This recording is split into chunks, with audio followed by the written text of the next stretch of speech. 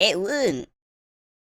Africans were still in the Stone Age hunting for food before the white man showed up and civilized them. Okay, Bigot, maybe you should actually try watching the video before commenting. Thanks.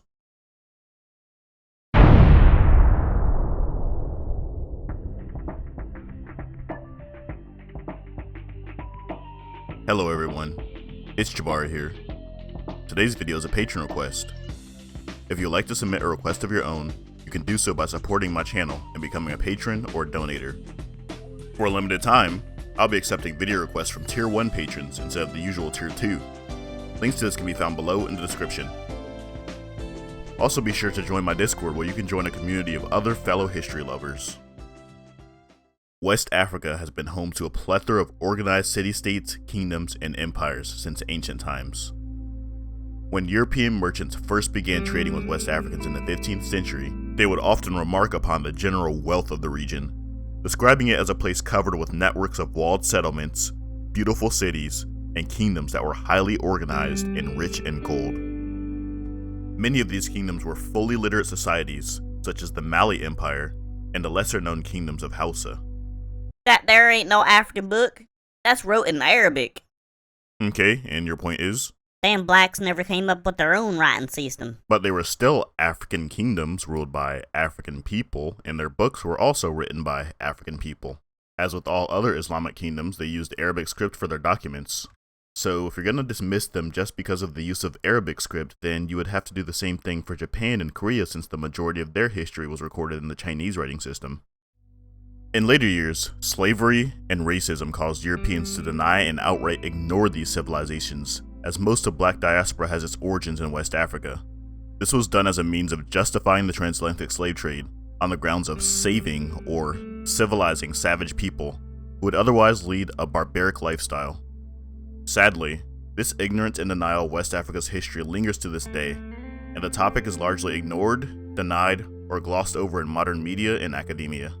It wasn't until the end of the 19th century that Europeans were able to colonize these kingdoms due to rapid advances in technology, more specifically, military technology. Today, West Africa is only known to most as a land full of disease, poverty, corruption, and war. So what if West Africa was left alone to industrialize without being colonized? Would things be better or worse? Obviously worse. Shut up. Or would industrialization have even taken place at all? Colonialism was arguably the largest catalyst to the spark of industrialization on the African continent. In fact, many people use this as an excuse or justification for the scramble of Africa. Though colonialism did generally increase the amount of infrastructure within Africa, it was conducted with the sole intent of benefiting the European powers that had conquered them.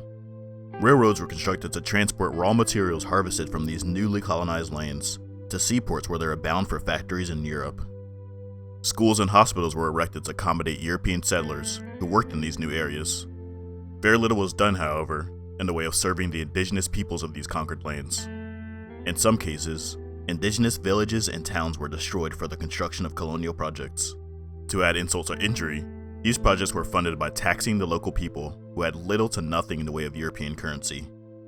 This meant that they had to work in these newly industrialized areas such as plantations, mines, and factories under terrible and often dangerous conditions in order to earn the amount of money necessary to pay their taxes.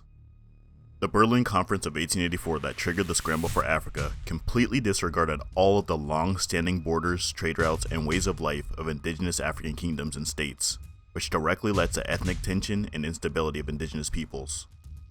It would basically be similar to North Korea carving out a new country in the middle of Europe, lumping all of these unique countries together, forcing them all to speak Korean, write in Hangul script, and practice their religion, and work their butts off for incredibly low pay. This is basically what happened in Africa, but on a continent-wide level. We'll talk more on that in a future video though. So for the alternate history scenario, fed up by British encroaching on their territory and robbing their coastal borders by allying with their longtime Fante rivals, Prince I, ruler of the Ashanti Empire, had an ambitious plan to industrialize the country, recruiting their longtime allies the Dutch to assist in the building of railroads, schools, and hospitals, as well as the construction of local weapons manufacturing facilities. Of course, dumb need help from the white man. They can't do shit on their own. Well, the Japanese did something similar in our real timeline during the Meiji Restoration, when the United States sent its notorious fleet of black ships. Black ships? Yes, black ships. Oh, you mean like a slave ship? No, I mean black ships, as in ships that are black. So as I was saying, the United States sent its notorious fleet of black ships on July 8th, 1853, to open up Japan's 200-year-old isolation by force. This was done due to the increasing demand for whale oil that fueled the growing industries in the West. The difference, however, was rather than colonizing them and controlling their natural resources themselves, as they would do later in Africa, Western powers simply extorted the Japanese into opening up their trade ports. Impressed by Western technology, and aggravated by being bullied into submission by them, the Japanese reluctantly submitted without any bloodshed, before immediately going on a massive string of rapid industrialization over the next few decades, with assistance from the United States. Before long, they became one of the most powerful forces that the world had ever seen. Even today, Japan remains a leader in technology. Ethiopia also led ambitious movements to modernize their country, allowing them to defeat the Italian military during a failed attempt at colonization. They were the only country in Africa to successfully resist a European attempt at military conquest during the scramble for Africa. However, in following decades, all potential allies of Ethiopia declined any alliances or support for them, even favoring Italy in the early stages of World War II, before of course they ultimately joined the Axis forces. The Japanese recognized Ethiopia's power, and support for them was popular among their people. Despite this, all requests for assistance from Ethiopia were denied by the Japanese government, so they were effectively left alone to face the wrath of a fully rejuvenated Italian military, equipped with airplanes and chemical weapons, and the Japanese ultimately being allied with the Italians and the Germans during the World War. Even after Ethiopia was finally liberated from Italian occupation, long strings of famines, droughts, and internal conflicts caused Ethiopia's power to wane even more, and today, it's a mere shadow of its former splendor. Now back to our alternate scenario. Let's say Prince I of the Ashanti Empire followed a model similar to that of Japan or Ethiopia. With the traditional militant culture of the Ashanti, his priorities would have probably started with warfare. In our real timeline, the Ashanti military was one of the earliest and most successful West African empires to adopt and fully incorporate firearms as their primary weapons of war. However, since they depended mostly on European imports, they were at a severe disadvantage and susceptible to receiving defective or outdated weapons. To counter this, Prince would reorganize all local guilds of blacksmiths to manufacture guns instead of traditional Ashanti weapons such as swords or daggers. Yours ain't had no swords or daggers. They were still in the Stone Age throwing spears. Okay, Mr. Bigot, and anyone else like you, find me one source or reference confirming that Africans were still in the Stone Age when Europeans first arrived. I'm really curious as to how successful you would be in doing that.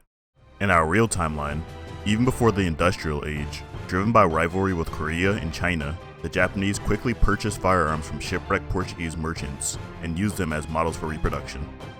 They began manufacturing their own to give them an edge over their neighbors. Despite being able to reproduce European guns, they had trouble creating the lock, and it wasn't until Portuguese engineers returned years later that they were finally taught how to do it on their own. Within decades, the Japanese acquired more firearms than any European nation at the time. The Benin Empire of West Africa was also known to have manufactured firearms locally. An account of this was made in a narrative written by Captain James Faulkner, where he briefly described the blacksmithing practices of the Edo people in 1825. It excited my surprise to see here 2 or 3 small pieces of cannon, of British and Portuguese manufacture, but they were not mounted and had perhaps been procured as models for imitation, as the country abounds in iron. But for the expense attendant on working the mines, there's comparatively speaking, very little wrought to perfection. I saw, however, some swords of their own manufacture, which were very well turned out of hand, and was credibly informed that they could make muskets, with the exception of the lock, in great perfection. So it's clear that the lock was a part of the gun that was specialized by Europeans, seeing as both the Japanese and the Edo people had trouble manufacturing it. Fun fact, Edo was the name of the capital of Benin and Japan during this time in history. Despite these deliberate attempts to develop their own indigenous firearms industry, the Benin Empire never adopted it on a massive scale as the Japanese had done. Perhaps due to the fact that, unlike the case of the Japanese, there were no nearby rival kingdoms in possession of large stocks of gunpowder weapons, so firearms were more of a luxury than a necessity. Additionally, it was more economically efficient to exchange war captives for guns, to whom Europeans would use as slaves in their American colonies. Thus, it made more sense for Benin to import the bulk of its firearms, and only use them to arm specialized legions, such as the guards within the royal palace. Another notable African kingdom known to have produced its own firearms was the Wassoulou Empire under the rule of Samori Touré. Although a local musket manufacturing industry had already existed in the empire, imports from the British were their main source of firearms. After a treaty was signed between the British and the French, all British exports of firearms and ammunition to Wassoulou were cut. This gave the encroaching French the upper hand, which compelled Samori Touré to increase local firearms production. This was also during a time when repeating rifles began to take hold, in which the Wassoulou Empire's engineers were able to successfully reproduce. However, the efficiency of this industry was so low that the brass shell casings would be collected after battles to be reused. French colonization of the land stopped the Wassoulou Empire from ever firmly establishing an effective local firearms industry. Samori Touré was forced to sign several treaties ceding territories to the French in the 1880s and 1890s, bringing an end to his empire. So in our alternate timeline, Prempeh I would enact a full-scale gunsmithing industry throughout his empire. In doing this, the Ashanti would no longer be dependent on European gun imports. With the full establishment of a basic light firearm industry, the Ashanti would naturally pursue bigger and better gunpowder weapons, including the weapons that contributed to their demise in our real timeline. Weapons such as repeating rifles, Congreve rockets, cannons, and Gatling guns. This rapid expansion of firearms production would have three far-reaching results. Firstly, the British threat on the coast would be suppressed and possibly eliminated altogether. In our real timeline, the Ashanti were known to have been highly disciplined and formidable opponents for the British, regularly defeating them in battle, and resisting colonization for nearly 100 years. So with the Ashanti possessing relatively equal military technology in our alternate timeline, the British wouldn't stand a chance against this increased Ashanti threat. The second result of this new Ashanti firearms industry would be the rapid expansion of their borders. With European bans on the slave trade, the Ashanti Empire's economy would decline, driving them to use their new military edge for campaigns and conquests against neighboring rivals such as the Dahomey and Oyo kingdoms, which would expand Ashanti borders far beyond their traditional boundaries and bring in alternate sources of wealth. This brings us to the third result of this new industry. Through a combination of trade and rebellions, neighboring African kingdoms would likely start to adopt modern firearms from Ashanti, which would create new powers and thus increase competition within West Africa, both directly and indirectly of Ashanti influence. This would not only create new and powerful kingdoms in West Africa, but it would also discourage European colonization of the region, allowing these nations to grow and expand unimpeded by European encroachment. Despite these growing African empires, the Ashanti would still lead the way towards modernization, as firearms manufacture would be but one of many of Prempeh's ambitions towards industrialization of his kingdom. So guys, that's it for now.